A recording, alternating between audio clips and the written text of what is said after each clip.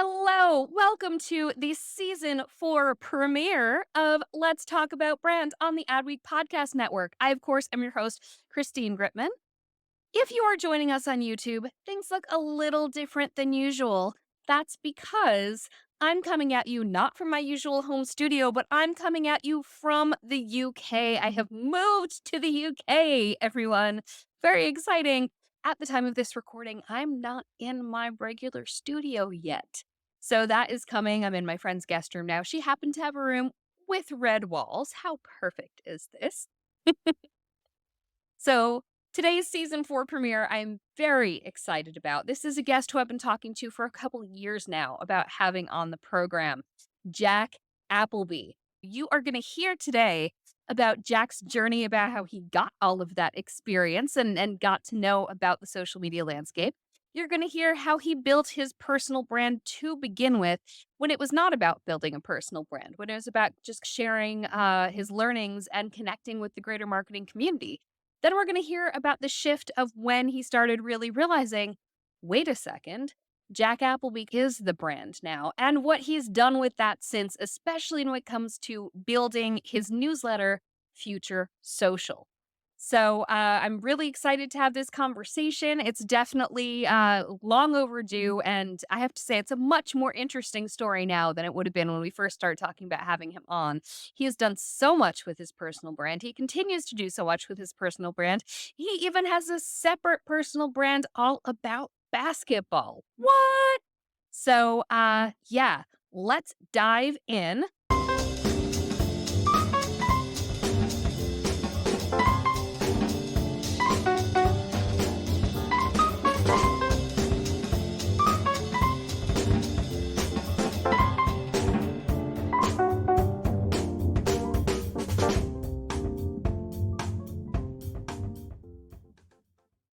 All right, so without any further ado, let's bring him on. Jack Appleby, come on down. Oh, the applause effect. Oh, I love this. I like our guests here on Let's Talk About Brand to feel like the personal branding superstars that they are. All right, so Jack Appleby, my goodness, you have an incredible story and so much experience that has gotten you to this point. But so let's start with a bit of a primer for those who don't know you. Tell us a little bit about your background and about your journey, how you got started in social, all of that kind of leading up to you becoming Jack Appleby. Well, thank you for that. I appreciate coming on. For those of you that don't know me, hi, my name is Jack Appleby. I write a newsletter called Future Social that teaches 55,000 marketers each week about social media strategy.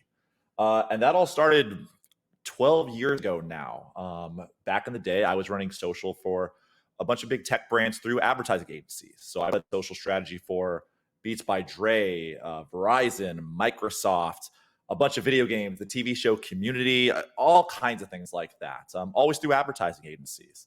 And while I was in that journey, just all of us learning how to run social accounts, ended up tweeting about social media and writing about it strictly because I wanted to meet other people in the industry. I had this panic attack where I was, oh, I've been at the same agency for 5 years. I don't know anybody except for my immediate peers sitting left and right. Just started sharing my thoughts on Twitter and LinkedIn, and eventually built enough an audience through that where I was given the opportunity by Morning Brew to become a full-time content creator. Launched a newsletter with them that I took over myself and is now independent as of 6 months ago. And I'm now a full-time writer, researcher of sorts for social media and consultant. So I'm bummed that I don't have my Beats by Dre with me. That would have been perfect. They are, of course, red. You can see them in the show graphics for Let's They Talk should About be. Brand. I do have lovely red beats. So the thing that I really love about what you just said, and that I think more people need to recognize when talking about building their personal brands, is first of all, you were sharing insights and learnings as you went, which I think is really, really important. You weren't coming down from on high, like, here's how things are. You were sharing as you were going, but also you were building a community. And that is such an enormous part of establishing a strong personal brand and of having other people establish you as being a thing rather than you just being like, "Hi, I'm going to be a thing now." That's something people don't realize is such a key part. It's building community. Speaking of community, are you responsible for all those awesome community gifts? Uh, not currently, but back in the day, I led the team that was doing a season 6 social. So we did every piece of content for that. Got to work on the set, got to work with the actors. It was an unbelievable experience. That's so cool because I of course, I'm a huge user of GIFs, often my own, but I'll confess, I didn't even watch Community, and there are still some favorite GIFs that I go back to, especially, like, walking in with pizzas to the flaming room. I Yes. it just captures something right there. So, you were doing social, learning things on the job, you were communicating with people, you were networking.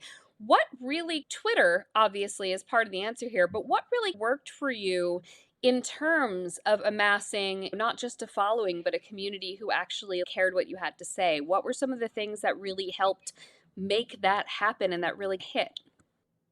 Yeah, I mean, it's funny. I think we see my advertising analysis tweets right now, and I started using Twitter a long time ago. I was horribly socially anxious as a kid. Didn't feel like I could talk to people. Didn't like couldn't find ways to relate to people. And in college, I discovered Twitter just to find anyone who liked my the same music as me. I was a big like emo Warp Tour kid. And that's how I started connecting with people on the internet. And I felt like I had real friendships around my interests for the first time, like in my like late teens or early 20s. And I started my interest there. So I originally was I don't know how many people know this, I was a music journalist before I got into advertising and was talking about trying to do ESPN style approaches for my favorite emo bands and like discussing album reviews and that kind of stuff. So when ended up in advertising, I just wanted to meet other people who talked about these things. Like I mentioned earlier, I, I I started social in 2010, 2011. We were all making it up as we went, and I was at my agency for 5 years. I only knew the people who I worked with, so I just started tweeting to meet other advertisers, maybe meet who my next boss might be. Um, but I think the reason it ended up becoming like very community based is I did share kind of my own original thoughts. Like it was if I wasn't doing an analysis of someone else and saying why I thought their work was excellent, it was maybe like theory or ideas on how teams could be structured or what the future of skill sets might look like in social. And I think when you do speak from that first person perspective and learn how to voice your mind, people just build like a much stronger connection with you. And that turns into a community who will follow you to different platforms and different things. Absolutely. So, was there a moment in that process where you realized you were becoming a personal brand? Because on the one hand, you could make the argument we're all personal brands already. I like to say Mhm. your personal brand is the version of you that lives in other people's heads, right? So by that metric, Yeah. we all have one. But and I know that there is a moment where it's wait, people who I don't know who I am. Or Mhm. people are starting to actually listen a bit more. Maybe I want to think about more about what I'm saying. Was there that moment for you in there somewhere where you realized, wait, Jack Appleby is what people are interested in, not just my brands that I work for? Yeah, there's two key moments that come to mind actually. One good and one bad. On the good side, like after, so what I became known for a while were these Twitter threads breaking down social case studies. And I've been doing that for a while, and a lot of them were featuring other people's great work because I couldn't share a ton of the stuff that I was working on due to NDAs. And then I get a DM one day, and it's a product manager at Spotify who's like, "Hey, I've seen what you write about. I'd love to work with you. How can we make that happen?" And I brought in a couple $100,000 of Spotify work to my agency through cold Twitter DMs. And I mean, at that shop, I ended up in one calendar year, I brought in almost $1 million of work from Twitter DMs from some of the biggest game companies in the world, like Wow. strictly come to me through DMs I could pass through to my agency, and I brought in all the work I worked on. That is a turning of the tables. Instead of the brand that you work for lending you legitimacy, you were now lending the brand you worked for legitimacy. That must have felt awesome. Was it recognized at your place of employment? Did they recognize, you Definitely. know what, Jack's personal brand is what is helping our actual organization here? Definitely. No, it's interesting. Like I said, there was never the goal was never to become like a content creator. That was never at the top of my mind at all. I just wanted to talk about social media. Um, but after that happened, I realized like, oh, there's opportunity here. So my agencies would give me more time to do that type of work to bring in more business. Like at that specific agency, I was their first or their second hire in a new department. So that was a huge deal that I could bring in name brands. The job I live in New York now, the job that brought me to New York was to do social strategy for Verizon. And during the interview process, my would-be boss in my agency said, just so you know, the like entire leadership team from Verizon Social already follows you on Twitter. I've let them know who you are. And they're like, oh yeah, we know who Jack is. That helped me get the job. That helped me build trust. Like one of the unexpected things was when I end up like chatting with someone for the first time that I'm working with, if they've read my writing, I'm able to enter with more opportunity and not having to do as much trust building up front as I might if they didn't know what work in the past.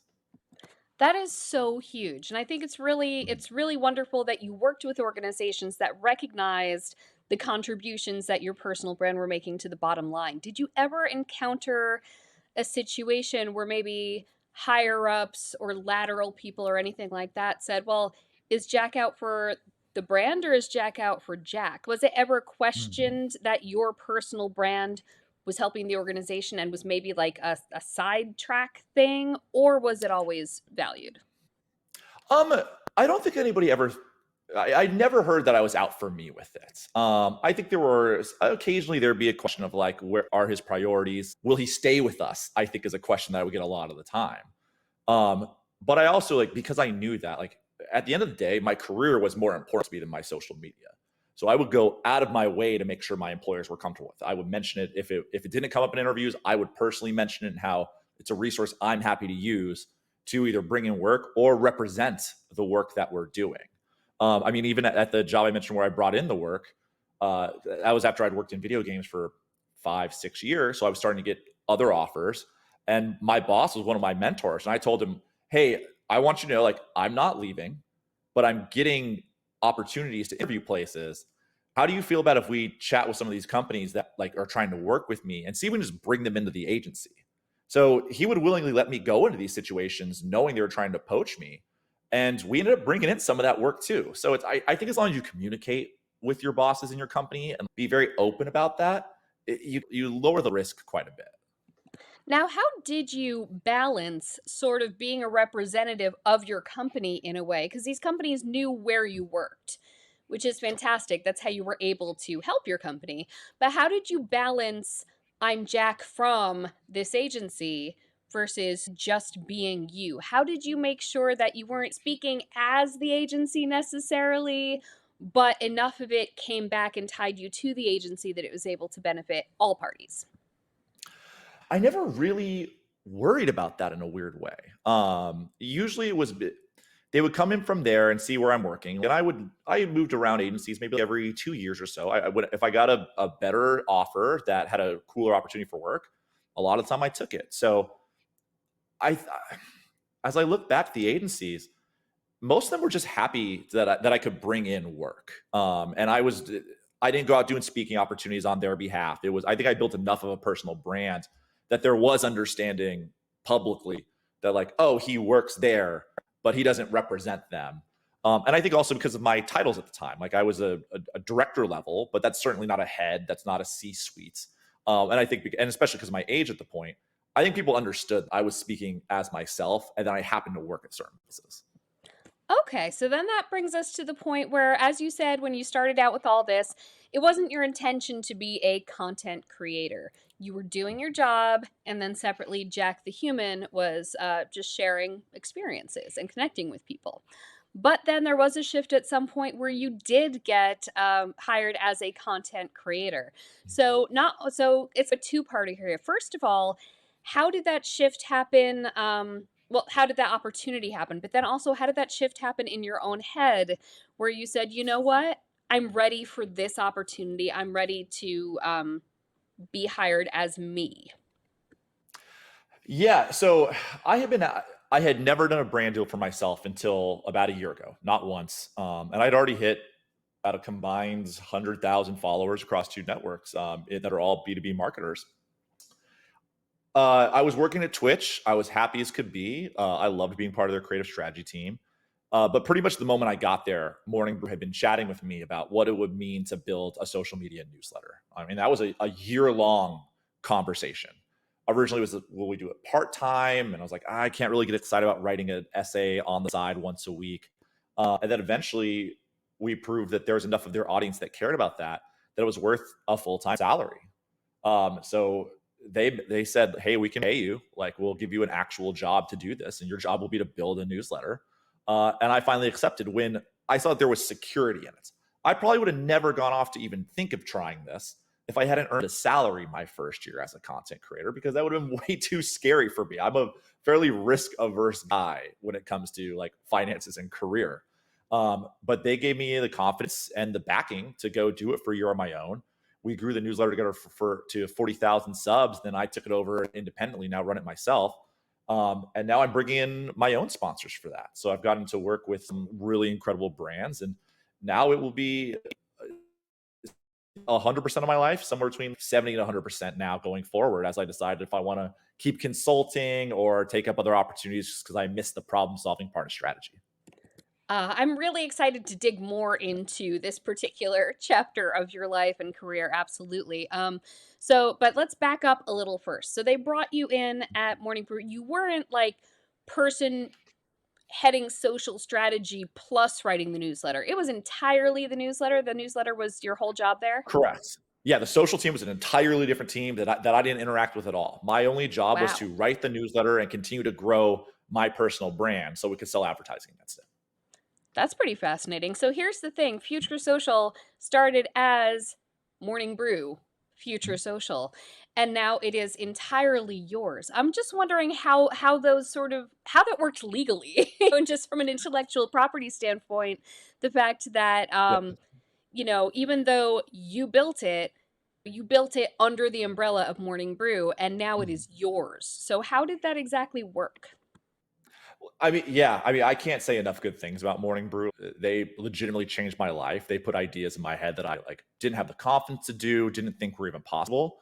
I was part of a creator program there, and when they started to push that back away, I ended up just taking the whole thing over and deciding, yeah, I'll run this business on my own if you guys aren't going to do it. And it's been awesome. I mean, this year alone, like, we've sold. I can't share a number just yet, but like we were able to sell like a quite a significant number of ads just as a team of one. So it's a great situation. They're still all buddies of mine. They still link to my work at times. I link to their work at times. That's staggeringly lucky, I have to say, because I've certainly It is heard. a lot of luck. Yeah, because I've heard of creators where they created something entirely their own, then that got purchased by a company with them to run it, and then the company just dropped it, but they weren't legally allowed to pick it back up, this thing that they had created to begin with. So that's fantastic that you had that circumstance. How I did can't say enough good things about them. They really did right by me. So essentially, it sounds Morning Brew decided to roll back investment on that, and they were like, "We're not going to do this." And you're like, "Well, then, can I?" How did you, first of all, have the confidence to know that it could work without someone else paying the bills on it? Like, that's a huge, terrifying leap, and a bet that you took on your personal brand. So I guess we'll start with that, and then I've got a follow up. But how did you have the confidence to know that it would work as a standalone business without being bankrolled by a larger entity? Um, Mostly because when I had shared, so as I mentioned earlier, like part of my thing is that I share pretty vulnerably about not only the industry but myself. Like I've talked about how my own mental health has affected my career. I've talked about when Twitter put me in therapy for the first time. And as part of that, I shared very publicly, hey, like we're looking for sponsors. Like when I was at Morning Brew, I was like, hey, like we're ready, like we're making this up as we go. And I was able to bring in some like decent money from that. So when I went independent, like within 1 month, I had pulled in a six-figure sponsor, which I knew could fund me as I figured out everything else from there. So definitely had some understanding of who was going to immediately sponsor me, immediately work with me. And we're still figuring it out as we go. So, do you have any tips for getting sponsors? So, I mean, just to back up a little bit, you worked for an agency and you discovered that your personal brand kind of attracted business to you. And I would gather some of that followed through for Future Social as well. People liked what you were doing and were sort of attracted to it. But at some point, I imagine this shifted to you going out and getting it, you going out and asking. So I'm just curious about the whole land. It's something full, transparency. It's something Mhm. I have always struggled with. I can't get people to sponsor squat. So I'm very curious about sort of how you were able to take that leap into getting sponsors and any tips you may have around getting sponsorship for something that's ultimately yours. So believe it or not, I have never sent an outbound email to bring in money to my personal brand or Future Social. Not once. Every sponsor I've ever had has been fully inbound. And I think that's the result of I mean, over the last 5 years or so, I've spent a lot of time tweeting and putting out free content, content that I think targeted a very specific type of marketer. I know there's a lot of people who work in social right now that are building their own personal brands, and I think something that's really worth considering is who within social are you building for? For me, I've always been fascinated by the entirety of the space, but I have written a lot about director level thoughts and issues. And what I found is it's related very heavily to people who are heads of social, heads of marketing, and they become very comfortable putting money towards my platform because the people reading it are budget holders. That's one of the top pieces. The two pieces of feedback I get most often from my sponsors are, "You're one of the adults in the social media space where we feel like we can trust you," and two, that I have actual budget holders and they convert when they work with me. I can't believe that you've done no outbound. That's pretty amazing. And I mean, people want to get in front of your audience because you've got the right audience. I really liked those insights about how you're providing director level insights, but they're being read by the budget holders. That is huge. Now, you alluded before to Twitter putting you in therapy. A lot of people, when building their personal brands, one of the big risks there, one of the things that people really fear is that with a higher profile can sometimes come haters, and especially with a firm point of view. And when you're actually coming from a position of authority on something, that can also lead to a lot of people who are like, they either disagree with your premise or they disagree with your confidence or they'll even disagree with just whatever you say. So, we don't spend a ton of time on that, but just I'm curious if you've shared about this before yourself, some of the lessons you've learned that might help other people who are either afraid of having to deal with that if they raise their profile or possibly who are dealing with haters now. So how do you deal with that and not let it shut you down, not let it shut you up, not let it prevent you from growing? Oh, for a long time, I did let it prevent me from growing. I mean, I almost deleted my Twitter at one point. And imagine if I had done that, wouldn't even be able to have the job that I have. No, the internet can be, excuse me, the internet can be a very terrible place. Um, the thing that finally got me to the point where I don't worry about it anymore is I realized that no one I respect and no one who I look up to has ever been involved in trash talking on Twitter. I know a lot of people get looked up to for being snarky internet personalities. And I really hope young marketers, as they're learning how to express themselves on a Twitter and LinkedIn, don't fall for the snarky route because it doesn't get you very far. It gets you a couple likes from other like young professionals. As far as like ways to do this yourself, like something I always said that it took me too long to learn was that if I speak about someone's work, it will get back to them. I always thought like when I was in like the 10,000 follower range, I thought of my Twitter as like a classroom where we could have, I was never being rude about people's work, but I was definitely breaking it down and why I didn't think things would work. And that naturally upset people. And it took me way too long to understand that. So for the most part now, there's a reason I mostly highlight really amazing work. And when I speak more critically about something, it's usually very carefully worded and a draft of an article that I'll spend a month on because I don't want it to come off as being a jerk. And I really don't want to have hot takes. I want to have thoughtful conversation about what I think are important issues. Yeah. You're speaking to the people you can help. Mhm. You are sharing your point of view for people who need it, for people who need a bit of strategic direction, for people who maybe just even need food for thought. Just like right here on Let's Talk About Brand, we're speaking to people who want to know about building a personal brand. And I think it's pretty clear to say you know what the heck you're talking about on that. To that end, actually, and about knowing who you're speaking to and different audiences, you actually have a whole separate thing going on with its own whole separate audience. And it's really funny because this reminds me a bit of how when I interviewed Pat Flynn last season, we were talking about his professional life. But then he's also developed this whole huge Pokemon thing, just a passion project that didn't trade on his personal brand at all, but has become a whole second personal brand with a completely different audience. You've done similar. You have applied your professional know how and curiosity to a passion project, and it's becoming a whole thing. Let's talk basketball. Tell us what that whole other side of Jack Appleby is. Jack Appleby, the basketball guy. Oh, it's funny. Again, something that I was not doing strategically at all. For the most part, the way I use, I'll back up. My biggest value in life is like curiosity and creation. So I very much take the Casey Neistat thinking of I like to make little movies. I like to make little art projects, and if people see them, cool. But if not, that's totally fine there for me. So maybe I secretly have 4 TikTok accounts, 3 of which have almost 50,000 followers now from various little art projects I've abandoned. But the most recent one was I played college basketball, extremely low level. I was the world's worst college basketball player.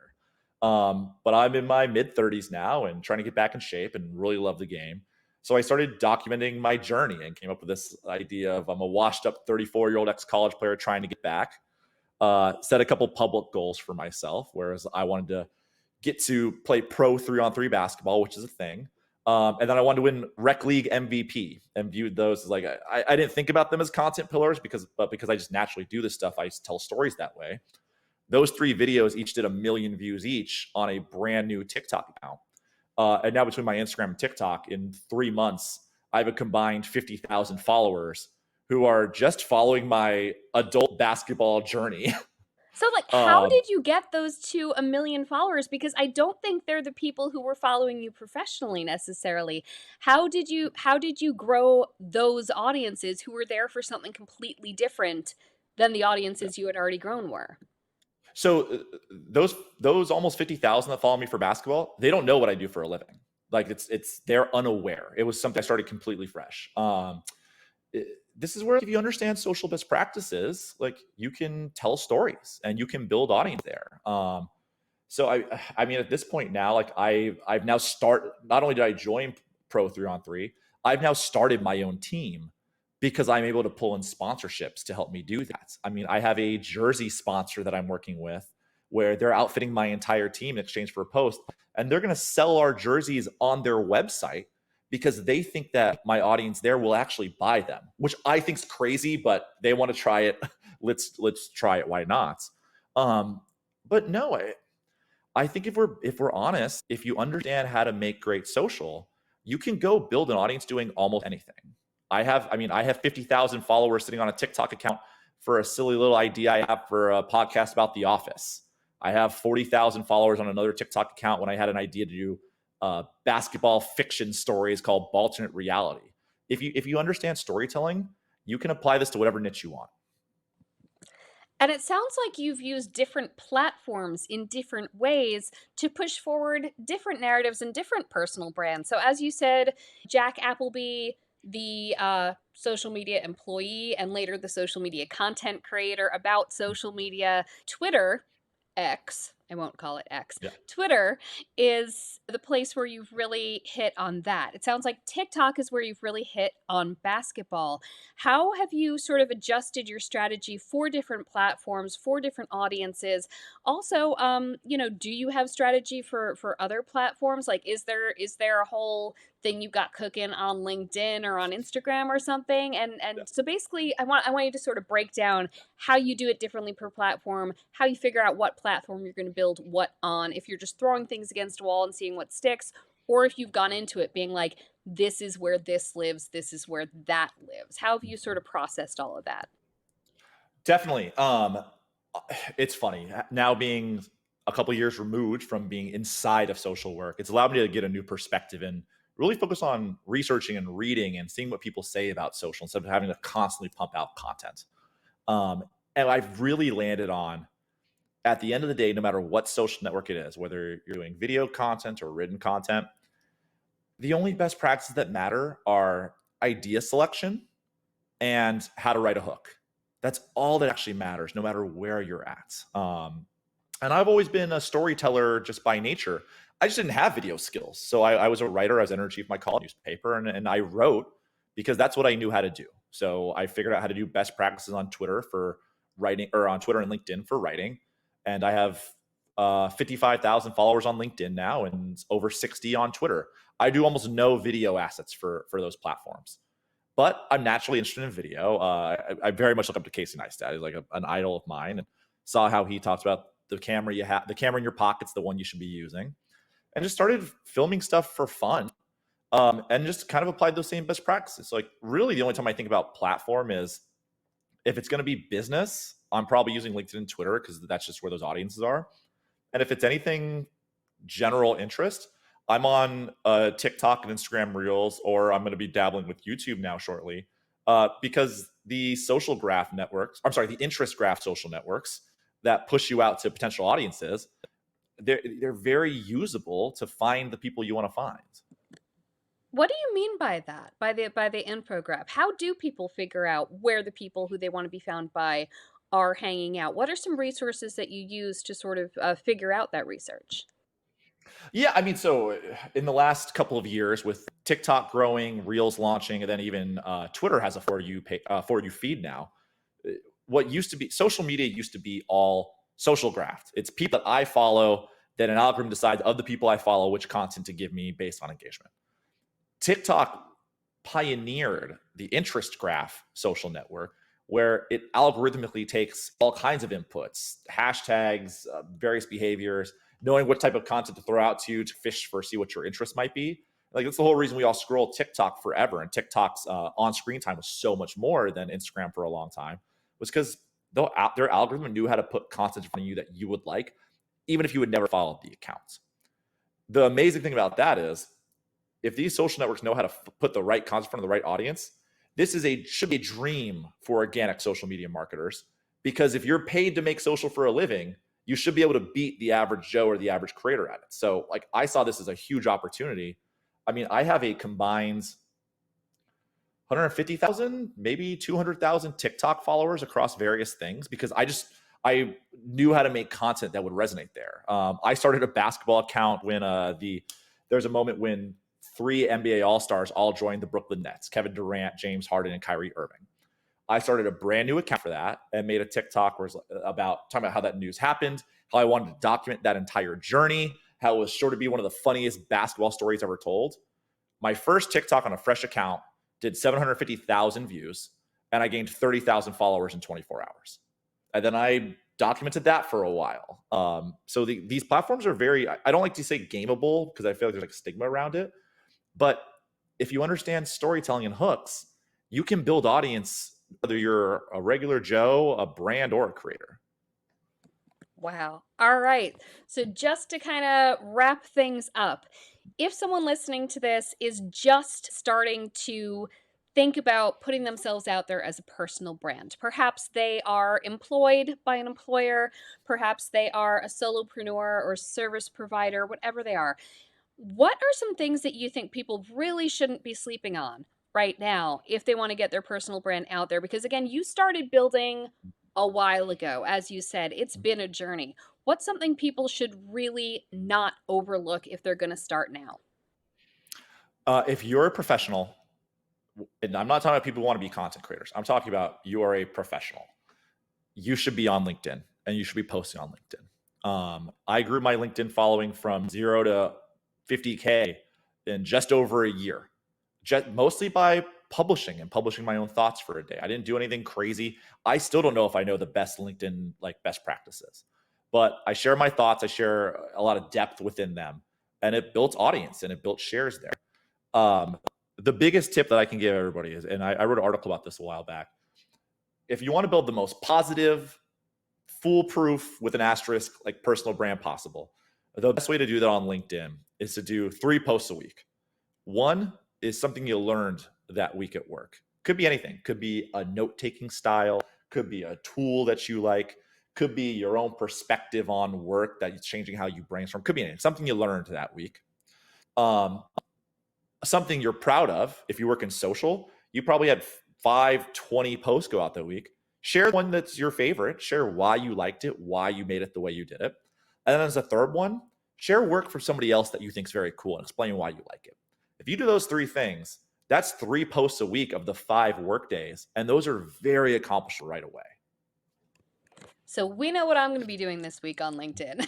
Jack, thank you so much for being here. Please tell everyone at home where they can find you, why they should find you, and what they will find there. Yeah, so I've got this ridiculous name, Jack Appleby, which is very Googleable. You can find me on Twitter at Jappleby. You can find the newsletter if you Google Future Social. You'll find the subscriber link for that. That comes out once a week, totally free newsletter. If you want to see the silly basketball stuff, you can also just search my name on TikTok and Instagram. You'll find that there. And then I'll tease that I'm going to be sharing a lot more content and opportunities to help people build their personal brands coming up with things like LinkedIn. Because I just genuinely believe everyone has an incredible story to tell, and most people don't understand either how to tell it or don't understand the loud to tell it. Love it. Well, thank you so much for telling your story today, Jack Appleby. And thank you, everyone who has been here listening. Thanks so much. Thank you. And thank you for being here, whether you are listening to us on the Adweek Podcast Network or if you're watching on the Let's Talk About Brand YouTube channel. Either way, we're coming at you every single week with another very smart guest expert talking about another element of personal branding. I'm Christine Gritmon. Make sure you subscribe. Thanks so much. Bye.